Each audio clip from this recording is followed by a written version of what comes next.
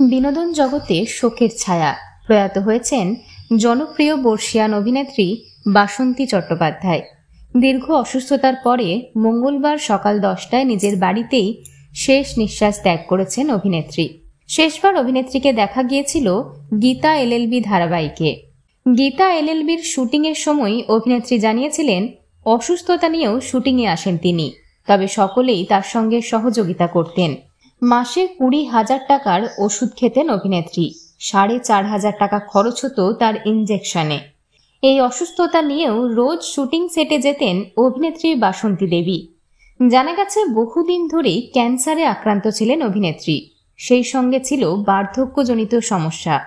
বয়স হয়েছিল আনুমানিক 88 বছর। বাড়িতে পরিচারিকার সঙ্গেই থাকতেন তিনি। এই মুহূর্তে বর্ষিয়ান অভিনেত্রীর দেহ রাখা রয়েছে তার বাড়িতেই। অভিনেত্রীর মেয়ে আসার জন্য অপেক্ষা করা হচ্ছে। ধারাবাহিক ছাড়াও বহু জনপ্রিয় ছবিতে অভিনয় করতে দেখা গিয়েছিল অভিনেত্রী বাসন্তী দেবীকে। সেলেব হাউসের পক্ষ থেকে অভিনেত্রীর পরিবারের জন্য রইল গভীর সমবেদনা। বিনোদন জগতের আরো অন্যান্য খবর নিয়ে ফিরছি, জুড়ে থাকুন আমাদের সঙ্গে।